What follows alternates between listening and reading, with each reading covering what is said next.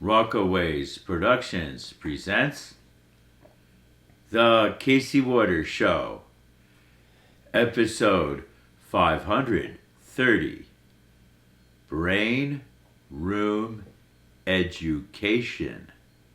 Hello, I'm your host, Casey Waters. Today, I will continue with cruelty, deception, work, and entertainment. Here, I look at how these are all connected and the effects of cruelty and deception in our lives. Then, it's on to brain room education. Here, I look at what might happen after we die, in between our existence and whatever lies ahead. Today's show will feature background footage from the Mountains to Sea Trail near Rattlesnake Lodge. I approached Rattlesnake Lodge from the south. To get there, take the Blue Ridge Parkway heading north out of Asheville. Take a left onto Ox Creek Road. On the right, there is a pull-off where there's a little connecting trail that connects to the Mountains to Sea Trail. Actually, there's two pull-offs, two connecting trails to the Mountains to Sea Trail. To get to Rattlesnake Lodge, the shortest distance, you actually go to the second access point, which is lower than the first, even though you're hiking up to Rattlesnake Lodge. Anyway, I ended up pulling at the first access point because I forgot there were two access points. Anyway, so now let's continue with cruelty, deception, work, and entertainment. As I said, often there is no justice, and that's normal conditions. Add cruelty and deception, and it gets a lot worse really fast. But perhaps that's the best way to begin with all of this. To unravel it, to undo it, to turn it around, to make things better. To make things better, we need just a little less cruelty and a little less deception. Well, start with your entertainment. That's probably the easiest place to start anyway. And just try to be less cruel and deceptive with that. Then, step it up to the next level. Take it to the workplace. Try to be less cruel and deceptive there. Well, you get where I'm going with this. You keep going to wherever else is in your life, whether it's school or family or friends or whatever. You just try to be overall less cruel and deceptive.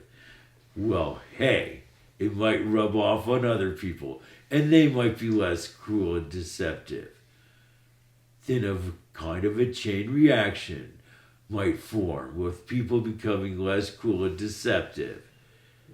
Maybe it will trickle on up to the federal government, and maybe one day they'll be less cruel and deceptive. Well, it's a possibility. It's something we could try, and I guess there's other things we could try to improve our government, like voting.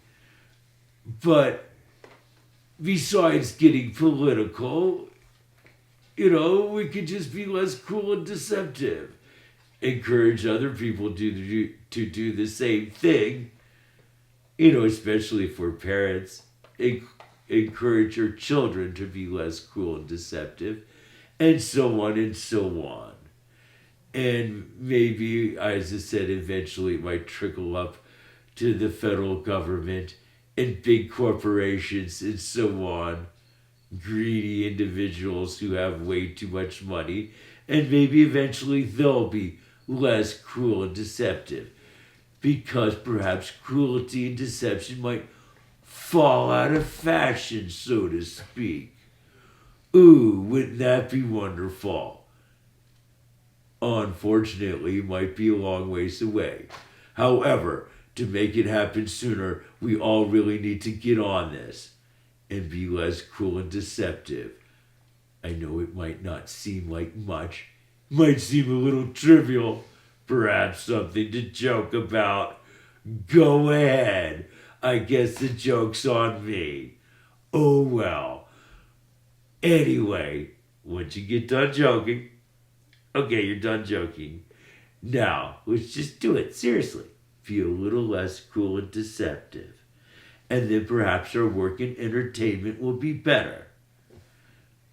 We can tie it all together and improve things. Sure, for our life and work in all other areas. With less cruelty and deception. I hope you have enjoyed this section of The Casey Waters Show. Now, it is time for Brain Room Education. Well, what am I talking about? That sounds funny. Well, I'm talking about the brain room. Well, what is the brain room? Well, this is kind of a place I made up. An artificial construct of mine. So it gives me space to hypothesize and speculate and whatnot. So the brain room is basically a possible situation we might encounter after we die. Something we might have to deal with after death. So as I said, this is something I made up. Probably doesn't exist. But the whole point of it, there might be something similar to it that exists. And maybe similar concepts might apply. And so hence, this might be useful to talk about. That's all. So, let's go into a little more detail about the brain room and what it is. So,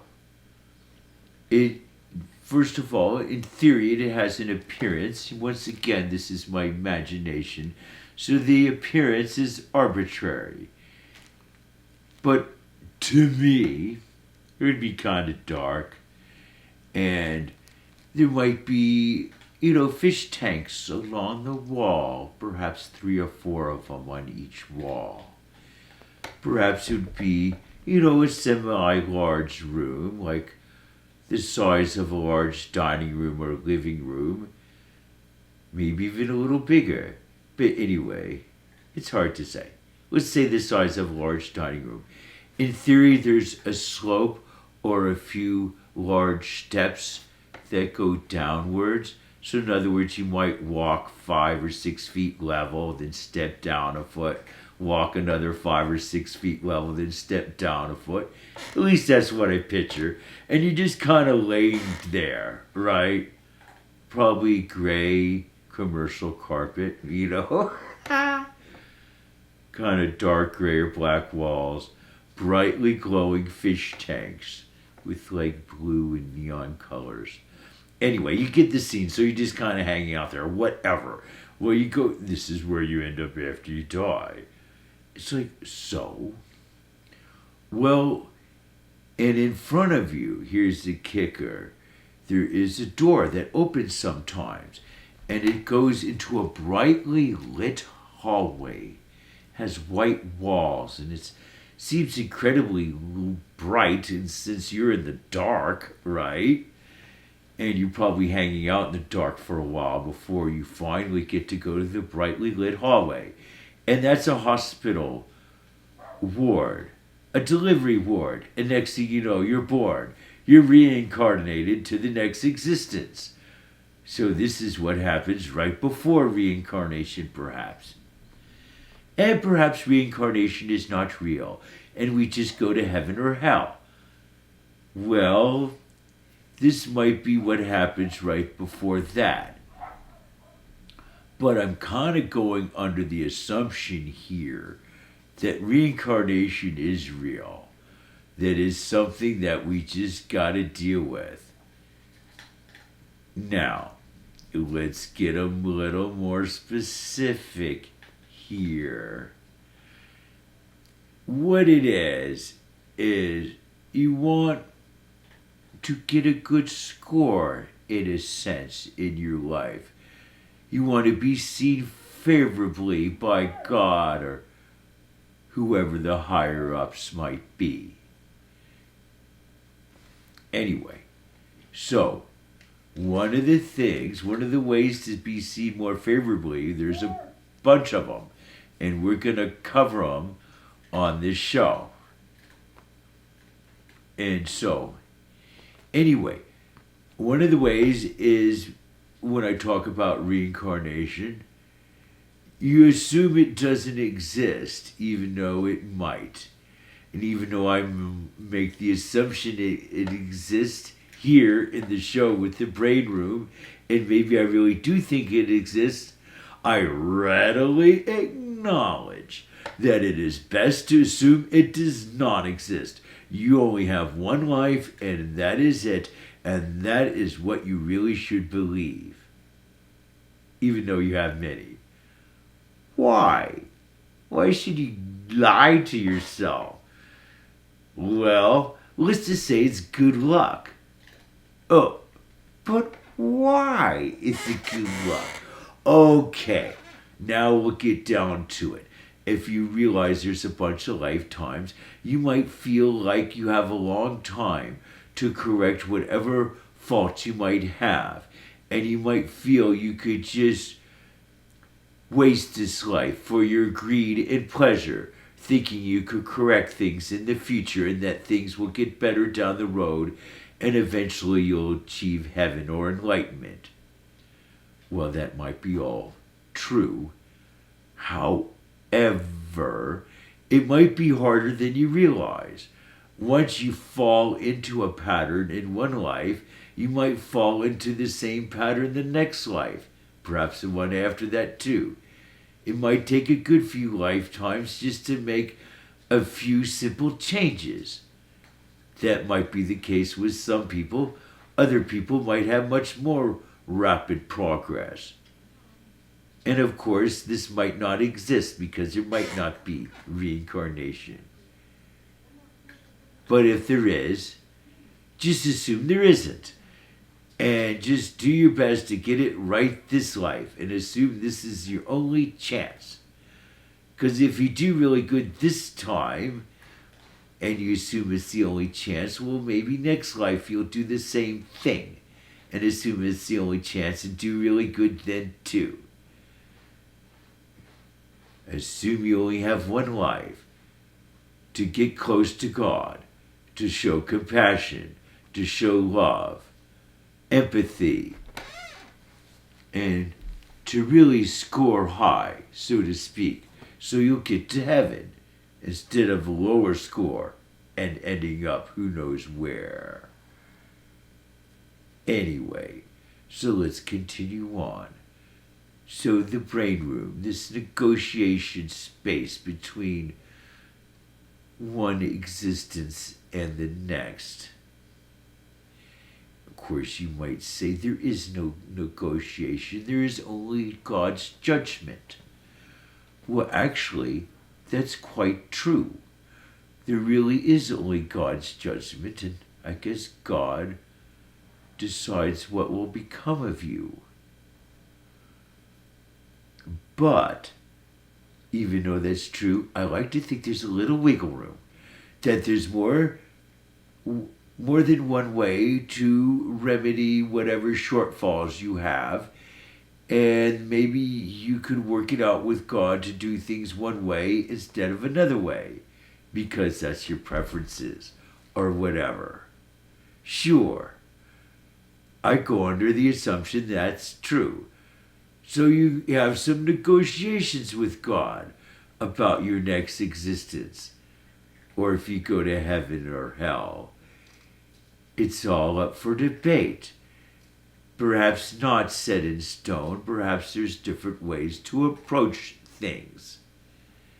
It might be a little more complicated than you realize. Perhaps more complicated than I realize. Probably so.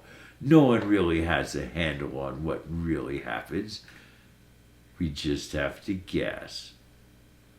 Anyway, so you negotiate with God your next existence, and God judges you. But here's the rub. How are you going to be judged? What does God see as something good in your life and something bad? I mean, people tell you when you were good, and people tell you when you were bad. Does it all line up neatly with that? Well, perhaps most of the time, but probably not all of the time. And so there's, and plus there's a lot of pitfalls here. Traps you could fall into. Sure. I mean, it's easy to fall into the trap of lust or greed, and one can see how that could lead you down a negative path, and God might frown upon that. But there's other negative paths too that might be less obvious, but perhaps more ubiquitous, more common than you think, such as pride. Pride seems to be everywhere. Sure, we are proud of who we are. Well, what good is that going to do? It might help you in many ways, actually, especially getting through life. But we're talking about the afterlife here. And so pride might work against you. It depends exactly on the pride. Some pride God probably sees favorably. Other pride he might see negatively, even though you think God should see it favorably, even though you might even thought you heard God tell you that. Or perhaps your priest or preacher told you that. But you have to be careful, even in being proud about your own religion. You have to be careful. Seriously. There could be some big pitfalls here. I am going under the assumption that there are many roads to the kingdom of heaven, and many religions are valid. So try not to fall for the pitfall of assuming only your religion is seen favorably by God. Or perhaps many religions are seen favorably by God, but your religion is seen more favorably. No, even that's not acceptable. You have to be really humble here. Seriously. If you want to score better and have a better chance of getting into heaven or having a better next existence, you should be humble. Well, how do I know? Well, I don't know. I'm just guessing. Let's continue on. So you gotta be humble. And you have to be humble about your religion and assume there's many religions are equally valid, in God's eye. God loves us all.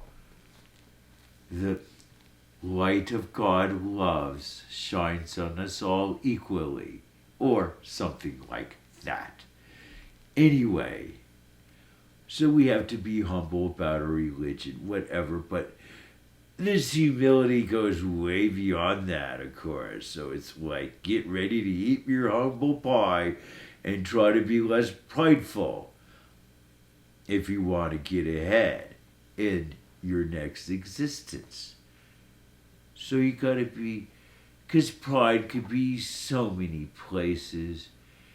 You could take pride in your school and in your work, and a lot of times that might be, relatively benign, perhaps.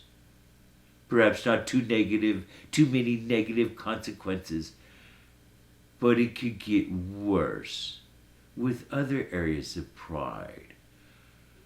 What about being proud of your race? Oh, there we go. Yeah, you stepped into it and now you're going down. No, don't be proud of your race. This is probably a big pitfall in the eyes of God. If you think your race is inherently superior to other races, well, perhaps you have a rude awakening for you in your next existence, whether heaven or hell or being reincarnated. Well, you don't want to get too prideful about your race or a lot of other things, about your sexual orientation, even about your culture, about your language, about your country. None of that. Don't be proud of any of it. Don't think any of it is inherently superior to other countries or other cultures or sexual orientations or religions or any of that. So now, let's move along to what might happen next. You have your negotiation with God. God judges you. Perhaps you take a few classes in the afterlife, a little brain room education. Well, that's all fine and dandy. Well, next thing you know, your next life is coming up. How did you do with your negotiations with God? Perhaps it didn't go as well as you thought it would. Oh well. Perhaps you gotta be reincarnated. Oh well.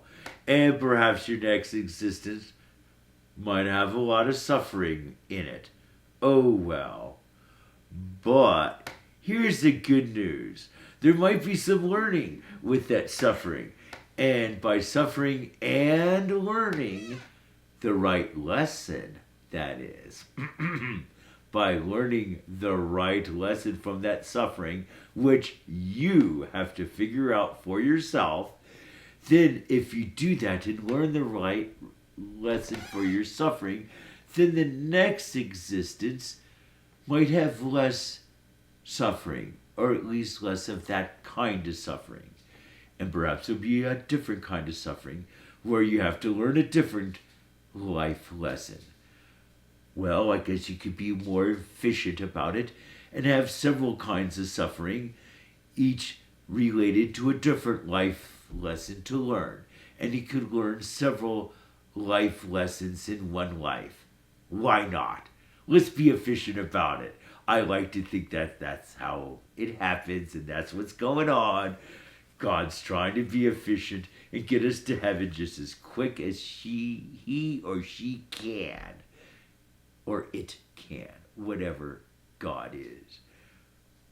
So God, as I said, well, we're all part of God, so perhaps God is the sum of all of us. Well, so all of us, the sum of all of us, is moving towards some higher plane of existence, perhaps. And perhaps we all move through this together. Sure. So, well, we just have to look towards our next life and realize that there'd probably be some suffering in life lessons to learn. And here's the negotiation part. You can negotiate with God and figure out, well, what kind of next life is best for you to help you.